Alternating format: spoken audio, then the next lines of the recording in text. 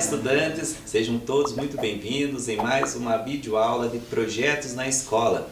Hoje nós vamos falar sobre o projeto Desafio Intermodal. Esse programa que é realizado numa parceria entre a Secretaria Municipal de Educação com a Universidade Federal do Paraná e também a Universidade Federal Tecnológica do Paraná. Bem, eu sou o Emerson, sou professor da Rede Municipal de Ensino, mas para falar sobre esse programa, nós temos aqui a companhia de dois convidados mais que especiais, dois professores universitários que vieram aqui falar sobre o programa Desafio Intermodal. Aqui à minha esquerda eu tenho o professor José Carlos Assunção Belotto. Tudo bem, professor? Tudo bem. E aqui à minha direita eu tenho o professor Nestor Saavedra. Isso, professor, tudo bem? Tudo bem? Falei certo o sobrenome? Tranquilo. Prazer estar com vocês aqui na TV Escola Curitiba. Muito bem, o professor Nestor, que ele é professor da Universidade Federal do Paraná. Muito bem, então nós vamos aqui dar início falando sobre esse programa, né? Já de início aqui, eu gostaria assim que os professores explicassem aos nossos estudantes o que é o Desafio Intermodal.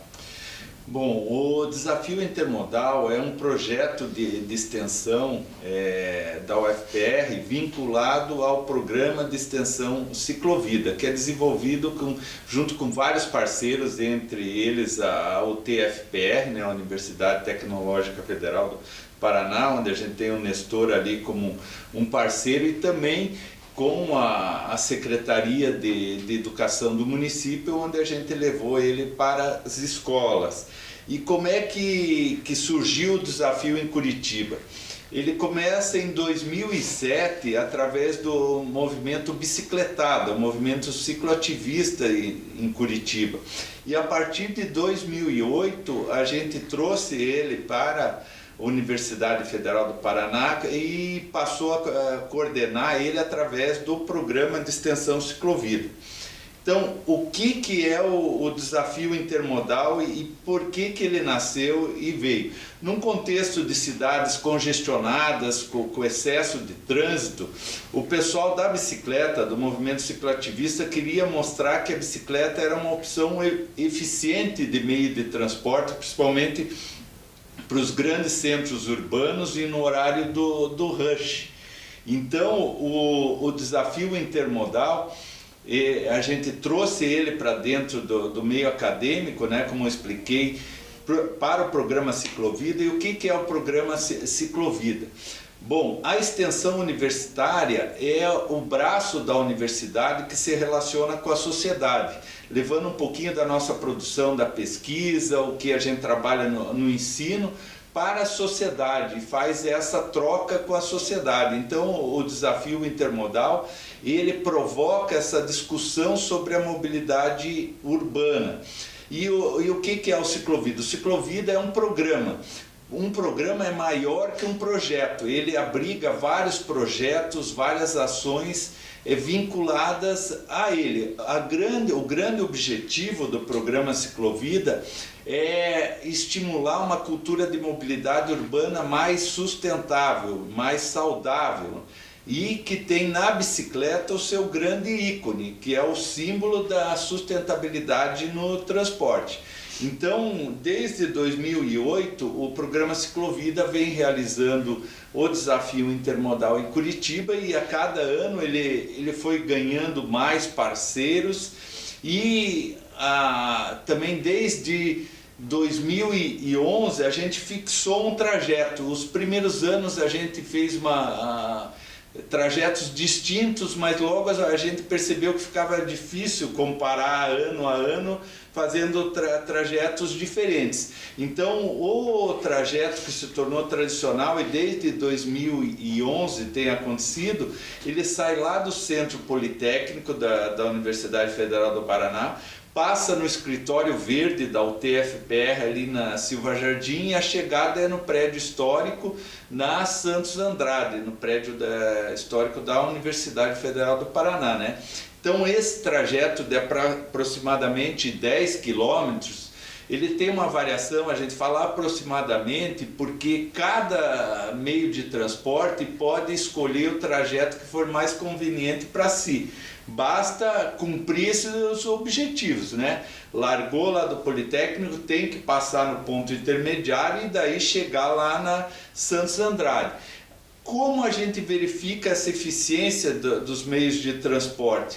Através de 3 variáveis que a gente faz uma média e considera essas 3 variáveis, que é o tempo, quem é mais rápido, o custo financeiro para fazer aquele trajeto e emissão de gases poluentes.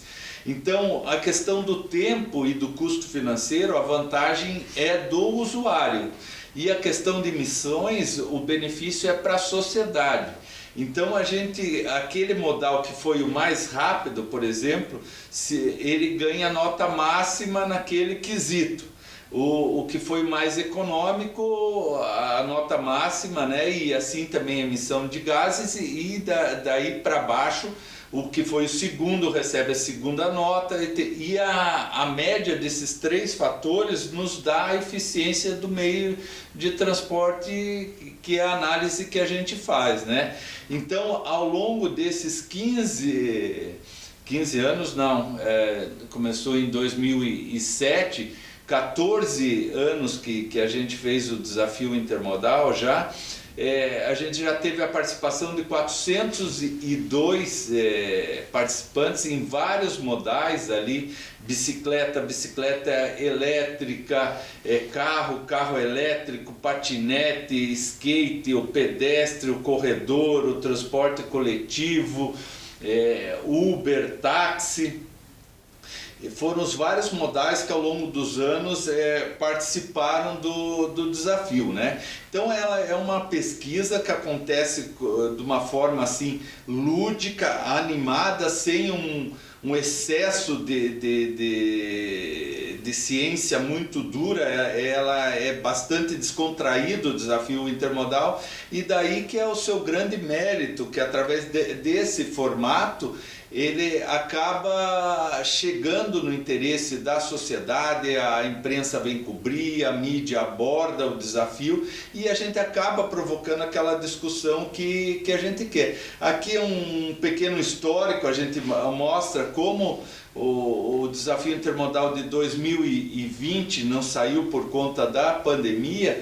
Em 2020 a gente fez um compilado, uma publicação, um compilado, o resultado do desafio de todos os anos, e ali a gente te mostra, né, o histórico da classificação, onde a bicicleta acabou ganhando em praticamente todos os anos, porque mesmo quando ela não foi a mais rápida na questão tempo, ela acaba não tendo um gasto financeiro praticamente nenhum, ela não tem emissões e na média ela acaba passando os outros modais e prova a sua eficiência, né? Então, aqui é outra representação gráfica que mostra o tempo médio dos vários modais durante esses anos todos, e a gente consegue no desafio mostrar que a bicicleta é uma ótima opção para os grandes centros urbanos, para um trajeto entre 8 e 10 quilômetros.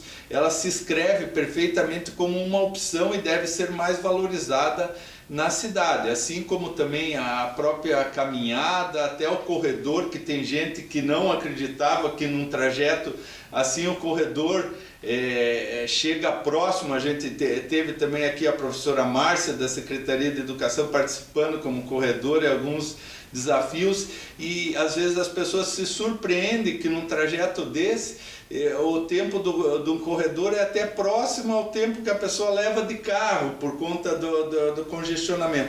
Então o desafio acaba provocando toda essa discussão, né? E depois a gente monta um relatório, uma publicação que leva todos esses dados, né? Mostram esses dados que a gente consegue aferir durante o desafio intermodal, para que realmente a nossa sociedade faça essa reflexão sobre a mobilidade urbana e as opções de transporte que a gente tem. Então, aqui eu mostro um pouquinho ali no slide essa repercussão que o desafio e a questão da discussão da mobilidade urbana a gente acaba conseguindo com a realização do desafio intermodal e outras ações de estímulo a essa mobilidade sustentável. E depois de alguns anos fazendo o desafio intermodal, surgiu o convite para a gente levar o desafio para as escolas, e daí o Nestor, que é a pessoa que fez o primeiro artigo fazendo essa abordagem, a possibilidade de levar o desafio intermodal como uma ferramenta pedagógica nas escolas. Muito bem, professor Belotto. A partir da sua explicação, nós podemos entender melhor então sobre o desafio intermodal, né? Ter esse conhecimento do quanto que é importante outros meios de mobilidade, né? Não só o carro, o ônibus, mas também principalmente a bicicleta como um deles. E alguns dados durante a sua apresentação nos chamaram bastante atenção, né, professores? Que justamente Curitiba sendo a capital com maior número de carros por pessoa, né? Esse é um dado que o professor trouxe durante a sua apresentação e que nos chama a atenção. Também um outro dado que os brasileiros gastam em média até 1h20, né? 1h30, 1h20 por dia em transporte público. E tudo isso também gera gasto, né? Seja em combustível, seja em estacionamento, seja em passagem de ônibus. E então eu gostaria que os professores falassem mais sobre isso, né? A importância de conscientizar as pessoas justamente de utilizar outros meios de transporte, fora o carro, o ônibus, enfim.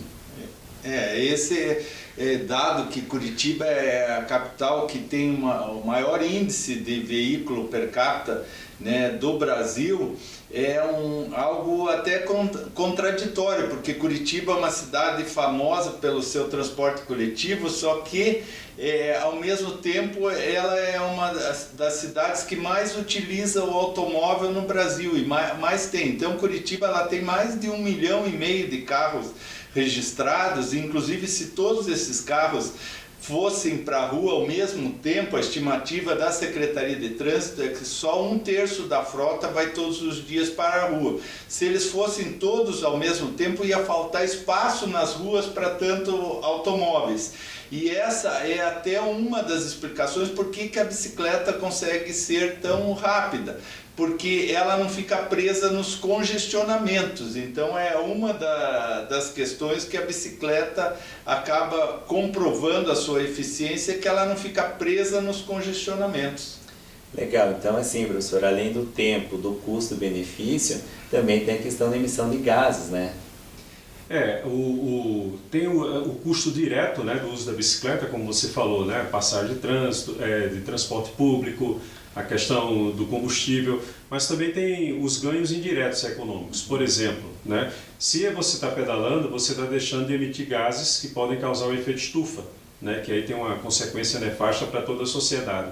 Outro custo também que a gente tem que colocar em consideração é a diminuição dos gastos de saúde na rede pública.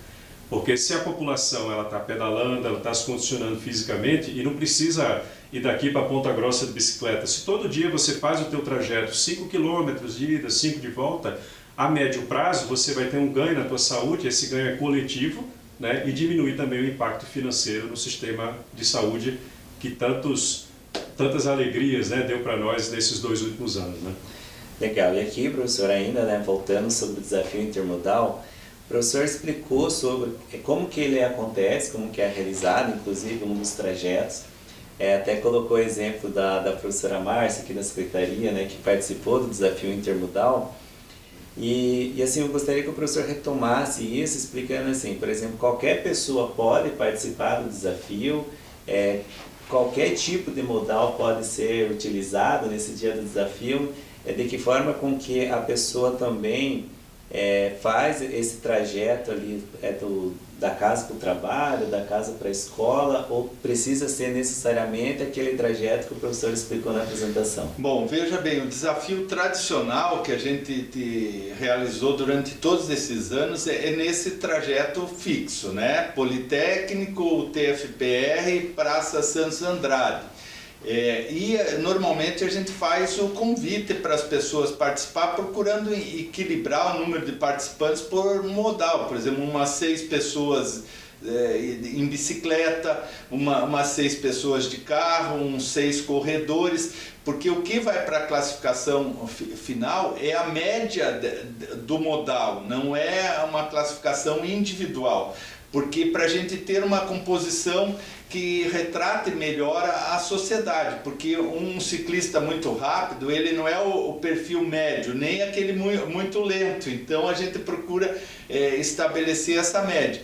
Nesse ano de 2021 também a gente fez um novo formato do desafio intermodal, até por conta da pandemia, para não ter aglomeração, onde a gente colocou que as pessoas poderiam escolher um trajeto e a gente faria o mapeamento desse trajeto através dos aplicativos como Strava, Wikiloc e faria o relatório. Também foi um sucesso, então provavelmente em 2022 a gente vai ter essas duas modalidades, o desafio tradicional no trajeto fixo com as pessoas fazendo através do convite que a gente faz, e também um modelo aberto onde as pessoas vão poder se inscrever e fazer o desafio escolhendo o trajeto da minha casa até o meu trabalho, até a minha escola. A gente vai poder oferecer essas duas modalidades do desafio a partir de 2022. Legal. E olha só, nós estamos aqui, né, com a presença de 2 professores que têm todo esse conhecimento, que estão nos transmitindo hoje, mas que sim, tem essa experiência no dia a dia, né, professor? Então, gostaria que você falasse, comentasse, inclusive, para essa videoaula o professor já veio pedalando, e falasse um pouquinho das experiências que o professor tem ali, né, desses desafios. Quem sabe os nossos estudantes também se sentem estimulados aí cada vez mais a pegar a sua bike e fazer trajetos, né, seja da casa para a escola, da escola para casa, ou talvez o supermercado, enfim. Então, eu gostaria que até o professor comentasse um pouquinho das experiências, né, dos trajetos que o professor já realizou. O próprio trajeto do desafio, né, que o Belotto mostrou para a gente, né, sai do Centro Politécnico, passa no escritório verde da UTFPR, depois o prédio histórico da Santos Andrade, ele meio que é um trajeto também pensado como se fosse uma pesquisa de origem e destino. Né? Eu vou até a universidade, eu vou no meu trabalho no centro da cidade, né? Quanto tempo eu levaria? E o desafio ele sai às 18 horas de uma sexta-feira, para simular mesmo o horário do rush, né? Eu participo do desafio, né? O Belotto sempre convida, né? E lá eu me comporto como esse ciclista urbano que realmente eu sou, né? Eu não ando na canaleta, eu utilizo a infraestrutura cicloviária, né? E procuro também respeitar toda a sinalização de trânsito, né? E para mim, como opção, eu sou ciclista o tempo inteiro, né? Eu vim para cá trabalhando, não por uma questão, pedalando, não por uma questão de capricho, mas é porque eu faço mesmo isso, né? E aqui na frente a gente tem, inclusive, a Via Calma na Avenida João Gilberto, né? Então, os ganhos, né, para a minha saúde, para a minha comunidade, também para a minha saúde mental, eu recomendo. E como eu comentei, né, não precisa comprar uma bicicleta e ir até Ponta Grossa pedalando, né? Você pode fazer o teu trajeto de casa, do trabalho, da escola, pequenas compras, né? Tudo isso de bicicleta com a maior comodidade. Legal, e só para finalizar também, né, professor, durante essa explicação inicial ali, o professor falou sobre a ciclovida, né, os projetos que é desenvolvidos, e tem várias orientações, né, como o professor aqui mencionou, sobre essa questão de não utilizar a canaleta, né, para andar de bicicleta. São orientações também necessárias, né, para que as pessoas que vão utilizar a bicicleta como um meio de transporte, também elas respeitem, né, essas orientações que são determinadas para quem está usando esse meio de transporte, né? Sim, muitas pessoas não sabem, mas a bicicleta ela está prevista no Código Brasileiro de Trânsito. Ela é considerada um veículo, então ela tem que respeitar as leis do trânsito. E eu acho que uma questão que todo mundo tem que refletir, que o grande rei, digamos, do trânsito é o pedestre, é a pessoa humana que é o que deve ser mais cuidado no trânsito. E a gente tem também uma regra que fala que o maior tem que cuidar do menor. Então o motorista de caminhão, de ônibus tem que cuidar do carro, que tem que cuidar do motociclista, que tem que cuidar do ciclista, e todos têm que cuidar do pedestre. Porque pedestre, independente se em algum momento eu sou ciclista ou se eu sou motorista de carro, pedestre em algum momento todos nós somos. E é a figura do ser humano que é o que deve ser a finalidade do cuidado e do respeito de todos. Professor Nestor, nós estamos aqui falando sobre o desafio intermodal, conhecendo melhor sobre esse programa que é desenvolvido nessa parceria entre a Secretaria Municipal de Educação com as universidades federais, tanto a UFPR quanto a UTFPR. E uma das perguntas que vem, né, é justamente esse: como que houve esse envolvimento do programa dentro das escolas municipais aqui de Curitiba? Qual foi a motivação para levar esse conhecimento e também esse desafio com os estudantes da rede? Ô Emerson, a gente tem que, antes, né, a gente tem que lembrar qual é o papel da universidade pública, né? Que para além da geração do conhecimento, seja através de um programa de extensão como o Ciclovida, seja através de atividade de pesquisa, né? Temos vários professores da rede municipal, inclusive, que participam de cursos de mestrado e doutorado, tanto na Universidade Federal como na Universidade Tecnológica Federal. A função primais da universidade sempre foi atender a sociedade. Então a gente se pergunta, né, por que na Holanda é diferente, por que em Copenhague é diferente, eu fui em Estocolmo, também é diferente, né, e por que em Curitiba não é diferente? Não é? Então a gente tem que ver, como um exemplo aí, o contexto, né, de Curitiba, né? A gente tem o BRT, né, a popular canaleta do ônibus expresso, as estações tubo, né? Mas há questões que nós temos que abordar, que é a formação do cidadão, né, para ocupar esse espaço, para ser um agente ativo no trânsito, né? Então, nas canaletas de ônibus, a gente tem pessoas caminhando, né, temos ciclistas, né, tem todo esse esforço da via calma, das ciclofaixas, etc. e tal. Então, qual é o argumento? A gente percebe que nesses países que nós citamos como exemplo, né, a formação do cidadão para o trânsito, ele ocorre primeiramente na escola, já na educação infantil. Então essa aproximação das duas universidades, né, federais que têm sede aqui em Curitiba, né, com a Secretaria Municipal de Educação de Curitiba, ela foi natural porque a própria Secretaria sentiu a necessidade de formar os cidadãos para o trânsito já nas suas etapas iniciais, né, na escola. Então, como a gente pode ver, tem uma maneira baseada na ciência de calcular isso aí. Não vamos fazer conta agora aqui, não é o objetivo da nossa aula de hoje, né? Mas para mostrar para vocês que nas aulas de ciência, na aula de física, né, tem uma maneira da gente calcular, ter um dado quantitativo e chegar, olha, não anda de bicicleta, por exemplo, na canaleta, né? Então, um exemplo seria o teorema do impulso, que é o que a gente utiliza para calcular colisões de automóveis, etc. e tal, né? Todo mundo aqui já viu aqueles vídeos onde eles fazem o crash test, né? O carro batendo numa parede, o carro é seguro, não é? É com base disso que está na tela. Então eu peguei alguns exemplos aqui. O primeiro, né, colisão do carro com a bicicleta mais um ciclista. Então vamos supor que ele está na via calma, 30 km por hora, né? A velocidade da bicicleta 15 km por hora, a massa combinada 95. Não vamos se ater nas contas, tá, Emerson? Só quero pegar um resultado aí, que essa colisão singela, vamos dizer assim, né, ela dá uma força de cerca de 400 milhões de newtons, né? Quem lembra aí da aula de física, newton, unidade de força e tal, só para a gente ver. Quando você está arrastando uma cadeira na tua casa, você está aplicando uma força na cadeira de uns 10 newtons.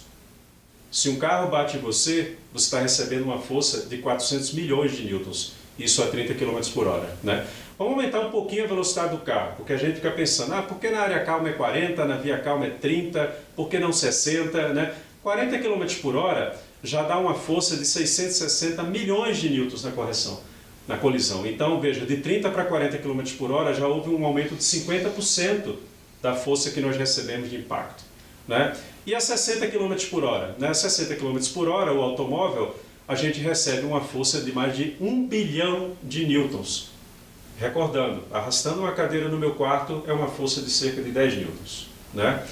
Bom, e aí alguns cálculos, né, que a gente faz rapidamente. Bicicleta e ciclista tem uma quantidade de movimento, né, cerca de 400 kg, metros por segundo, enfim, né, um automóvel 25 mil e o biarticulado 400 mil. Então, o Isaac Newton, ele mesmo, né, ele elaborou essa ideia de quantidade de movimento, né, massa vezes velocidade, justamente para dar uma ideia do quanto, né, seria o potencial de impacto de um objeto, de um automóvel, de uma bicicleta se movimentando. Então veja, uma bicicleta a 400 km metros por segundo, um biarticulado a 40 km por hora, que é a velocidade indicada para eles, né, na canaleta do ônibus expresso, 400 mil km metros por segundo. Então aqui a gente tem, né, os órgãos municipais de trânsito, ele chega, o ciclista não pode ir na canaleta, não pode caminhar na canaleta também, vá para a via calma, vá para a calçada, né? Não é um capricho, tá, Emerson? Tem uma maneira, utilizando a ciência, da gente fazer essa demonstração. Isso foi feito, né, e aí a gente pode ver exemplo da Via Calma, tanto na 7 de setembro como na João Alberto, aqui na frente, essa interação entre a Universidade Federal, a Universidade Tecnológica, na época, né, os colegas da CETRAN, o Gustavo Garret, né, que sempre é um parceiro, sempre está discutindo com a gente, esses cálculos foram levados em consideração para a gente chegar e falar, sim, na Via Calma tem que ser 30 km por hora, né? E a Via Calma, ela foi tão internalizada na época da sua implementação, será que vai ser rejeitada? Na 7 de setembro, né, um eixo viário tão importante, tanto comércio que tem ali, elas foram internalizadas, né, pela comunidade curitibana. Então você vê que já tivemos prefeitos eleitos e reeleitos desde a implementação da Via Calma para cá e ninguém nem questionou a sua existência ou a sua funcionalidade. Então é Curitiba, mais uma vez, dando um exemplo de cidadania e de vanguarda, né? O próprio BRT foi uma ideia de vanguarda dessa cidade na década de 70. Tá? Então, a questão que surge, né? Lá em 2015, 2017, será que a gente poderia levar tudo isso para as escolas municipais, como você me perguntou? Então houve uma parceria, né, da Universidade Federal, o Programa Ciclovida, né, a Universidade Tecnológica Federal, a Secretaria Municipal de Educação, né, a professora Márcia, que além de participar correndo lá, desempenhar uma boa figura, ela no Departamento de Projetos, ela sempre canalizou, né, essas discussões, né?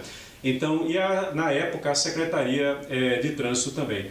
Então, a gente está falando também de construção do conhecimento, né, e formação de sujeitos, que é a função primária de uma universidade, e isso desde a época da Idade Média, quando surgiram as primeiras universidades, né? Então tem que ter uma fundamentação metodológica, seja para a gente calcular o dano que um biarticulado poderia fazer no ciclista, seja para a gente entrar na escola e o professor chegar e falar, tá, mas eu vou ficar ensinando sinais de trânsito para os meus alunos? Não, tem que ter um significado para eles, né?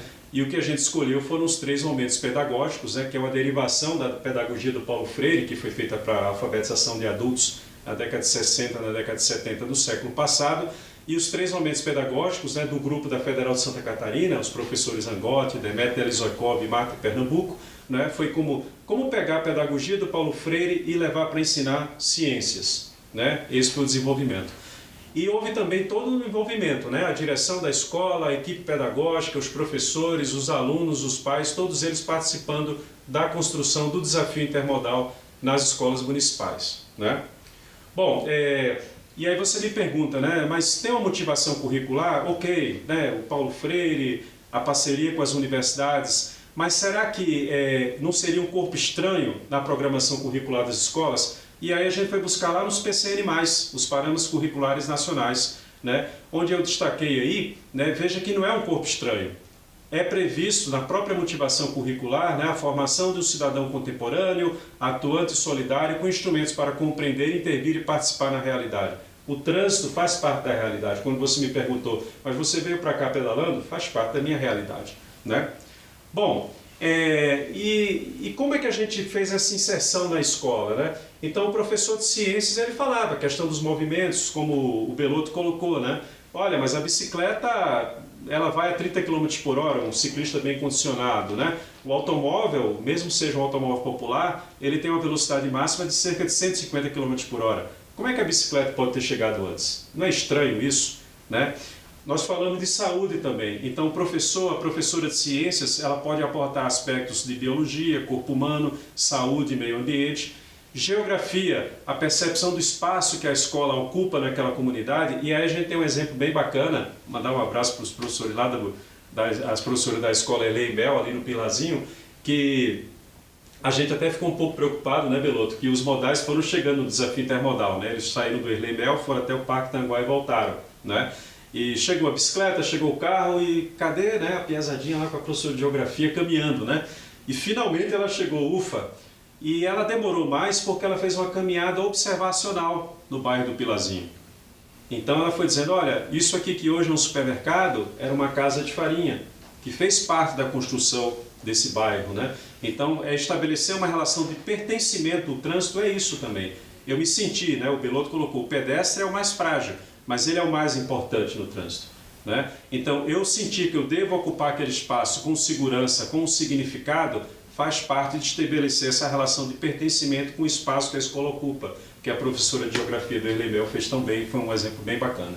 Tá? E da mesma maneira tivemos iniciativas no Intermodal, o professor de História, a professora de História comentando, né, a construção do bairro, a parte histórica, o nome dessa rua, mas quem foi o comendador fulano de tal? Ele teve importância nesse espaço? Teve, enfim.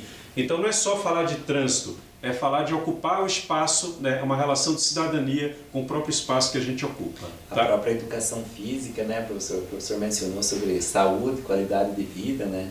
Também está inserida. Então são várias disciplinas interdisciplinares ali dentro desse projeto que é desenvolvido, né? E a professora, o professor de educação física que está acompanhando a gente, tem uma certa angústia, né? Porque é uma realidade, né? Nossos filhos também se ligam ali no celular e agora é aula de educação física, vamos lá, hoje vamos jogar handebol, vôlei, ou então fazer outros exercícios, etc e tal, e eles querem ficar naquela telinha, né? E é uma oportunidade, né? O desafio intermodal nas escolas de quebrar esse ciclo, né? Falar, olha, a gente não vai ficar só dando volta ao redor da quadra, que é muito importante também, né? A gente vai também andar de bicicleta, vamos caminhar até o parque, indo, voltando, vamos perceber o espaço ao nosso redor, porque às vezes, poxa, professor, vai ficar dando volta na quadra? Ok, então vamos caminhando até o Parque Tanguá, né? Também é uma boa motivação, como você bem colocou, né? Então, a situação vivencial, né, que a gente pode colocar, que o Belotto colocou, né, do desafio intermodal, ao término das aulas da manhã de hoje, né, o aluno José Carlos, amigo do meu amigo José Carlos Assunção Belotto, ele tem que ir até o centro de Curitiba, na Rua da Cidadania da Matriz, na Praça Rui Barbosa. Como é que ele vai? De ônibus, de carro, de táxi, a pé, de Uber, né, de aplicativo, que faz parte da nossa realidade, né? E aí? Então, um resultado do desafio intermodal, que está aí na tela, o Belotto já citou, né? A bicicleta no trajeto do desafio intermodal fez em 16 minutos. O corredor, né? A professora Márcia estava envolvida lá, ela puxou o tempo para baixo, 29 minutos, né? Moto, etc e tal, né? E aí vem aquela questão que a gente já colocou, como que a bicicleta pode ter chegado bem antes do automóvel? Não faz sentido, né? Então, eu devo de carro sempre. O desenvolvimento, né, que o Belotto já colocou para a gente, o trajeto, e aí os conceitos que os professores discutiram em sala de aula na rede municipal. A questão do deslocamento, a distância percorrida, a velocidade média, a velocidade escalar, a velocidade instantânea, né?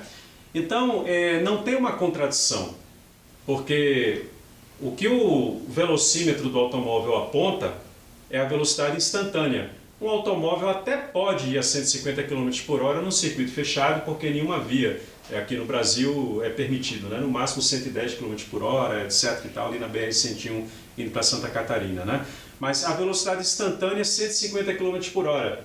Mas ninguém faz isso numa sexta-feira no final da tarde saindo lá do Centro Politécnico, né? Então a velocidade média, que é o que interessa no trânsito, embora um automóvel possa atingir uma alta velocidade, no rush, naquele momento ali, a velocidade é muito baixa, o trânsito é muito alto. O Belotto bem colocou, com apenas 1/3 da frota circulando, né? Imagina se todo mundo fosse. E a bicicleta com infraestrutura não tem esse problema. A gente tem as ciclofaixas, nós temos a via calma, né? E também a gente precisa de educação, né? E onde não tem via calma, onde não tem ciclofaixa, nós temos motoristas, ciclistas e pedestres formados, né? Receberam educação sobre isso desde as séries iniciais do ensino fundamental, que foi a preocupação da Secretaria Municipal de Educação. Justamente esse é um dos temas assim que causa uma reflexão, né, professor? Porque nós sabemos que nem todas as vias ela tem essa parte ali destinada ao ciclista, né? Então vai muito da educação do motorista, como já bem mencionado, né, também pelo professor Belotto, essa educação do motorista em respeitar o menor, né, que no caso seria o ciclista ali na via, né? Isso, até se você me permite, eu queria colocar que, por exemplo, tem o artigo 58 do Código de Trânsito, ele coloca que qualquer rua que, se ela não tiver uma infraestrutura específica para o ciclista, a prioridade de uso do bordo da pista é do ciclista. Então, qualquer rua que, desde que ela não tenha uma infraestrutura cicloviária, o ciclista tem o direito de circular pelo bordo da pista com prioridade, inclusive, em cima dos outros veículos. Então, a gente tem que observar o que diz o nosso código e procurar respeitar. Com certeza. Numa das primeiras edições do Desafio Intermodal na escola, o cônsul, né, dos Países Baixos em Curitiba, né, o senhor Robert, a gente conversando, aquela angústia, né, mas escuta, levar a criançada, e eu passei numa ciclofaixa, tem que ter uma construção cultural, né, vamos dizer assim. As primeiras vezes que eu andei na Via Calma, eu levei fina de carro, hoje eu já não levo mais, né. E o Robert, ele colocou pra gente e disse, olha, a virada de chave lá nos Países Baixos foi final da década de 60 e início da década de 70. E assim, professor Nestor, muita gente foi atropelada, né? Houve discussões no trânsito, tudo isso que eu estou vendo vocês passarem agora. Mas a mudança, ela foi uma mudança cultural que começou na escola. Aí, de novo, citando o nosso amigo Gustavo Garreiro, sempre chama a atenção da gente que o trânsito está apoiado no tripé. Tem que ter infraestrutura, ok? Via calma, ciclovia e tal, né? Tem que ter a fiscalização, a questão de 1,5 metro de distância da bicicleta, né? Os agentes de trânsito têm que se ater a isso aí também. E o fundamental, tem que ter a educação. Então, a proposta das universidades, junto com a Secretaria Municipal da Educação, é começar essa educação para o trânsito, não quando eu estou lá no Centro de Formação de Condutores. É importante estar lá, claro que é, mas já começar na escola, né? A criança no ensino fundamental, percebendo o espaço ao redor dela, como se deslocar através desse espaço com segurança, levando em consideração a saúde, aspectos econômicos, aspectos sociais e aspectos culturais. Então, só dando como exemplo rápido, né, do que já aconteceu aqui na Secretaria, esse é o trajeto, né, da escola Erlei Mel, lá no Pilazinho, até o Parque Tanguá. Né? A gente procura fazer esse desafio não mais do que 2,5 km, porque tem crianças envolvidas, né? Os professores participam, vão com as crianças. Uma coisa muito bacana que a gente viu, os próprios pais, a comunidade, hoje tem desafio aqui na escola, então o pai chegava, vou levar meu filho de moto, ou então eles vão de carro comigo, etc. e tal, né? Então o trajeto foi do Parque Tanguá até o Pilazinho, a escola Erlei Mel e de volta, né?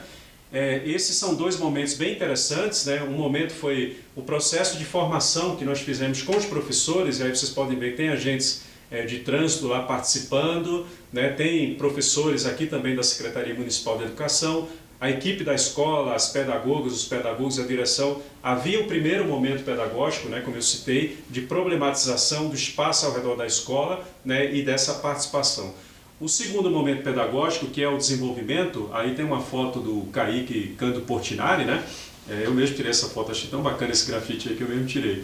Então é o momento em que a gente vai lá de bicicleta, né? Como a gente pode ver aqui, outro exemplo, né?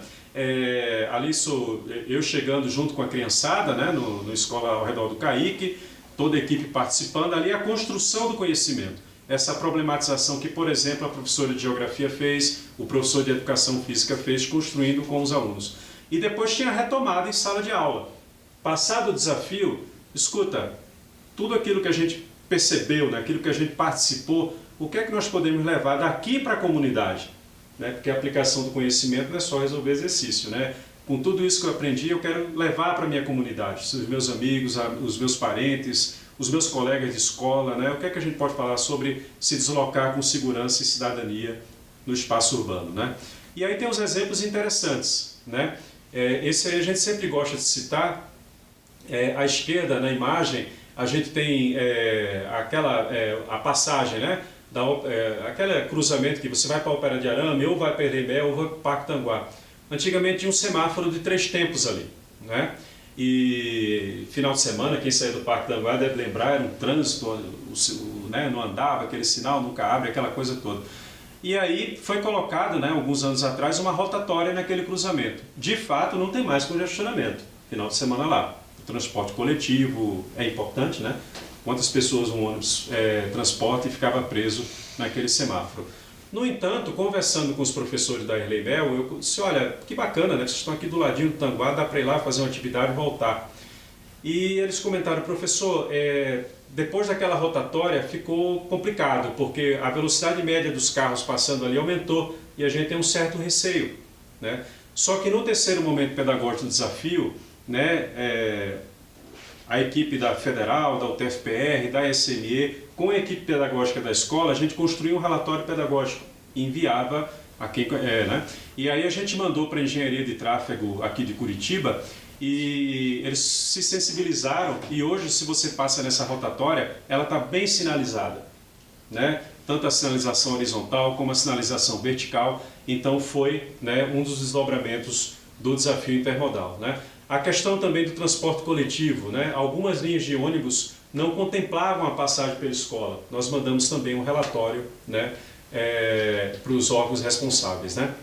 Bom, e para finalizar, né, tudo isso que a gente está discutindo na pandemia atingiu outra dimensão, né, que tem a imagem de uma ciclovia temporária, né, na cidade de Bogotá.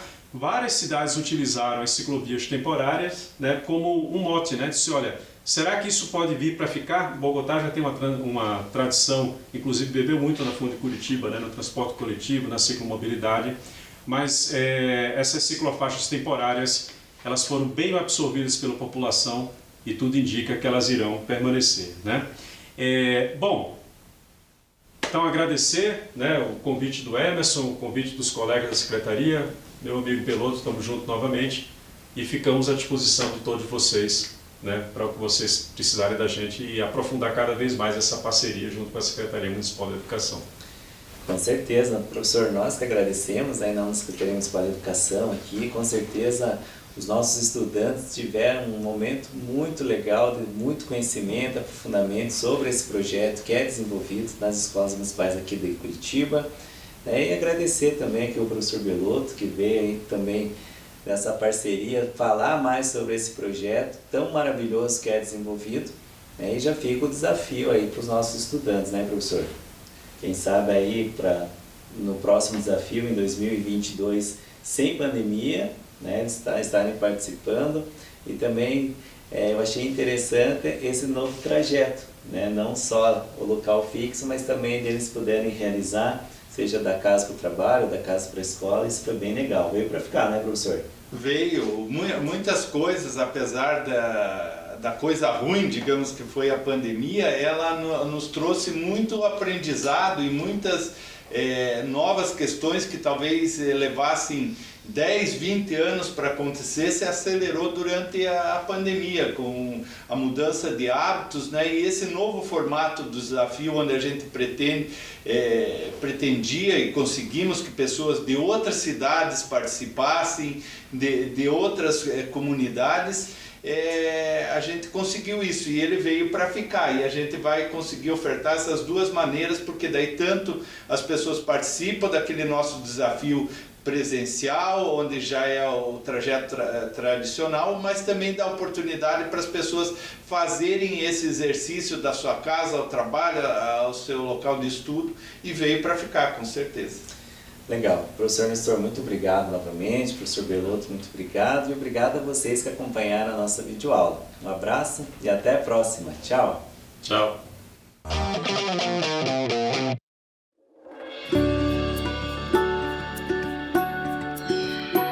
Oi, tudo bem com você? Comigo tá tudo ótimo. Eu sou a Amanda e eu vim aqui te dizer que eu estou muito feliz em saber que a gente vai se ver de novo. Mas antes, eu preciso te dizer algumas coisinhas, tá? A gente vai ter que manter alguns cuidados super importantes para voltar para a escola com segurança, né? Olha só, antes de sair de casa, é importante que você esteja pronto, com o álcool em gel nas mãos,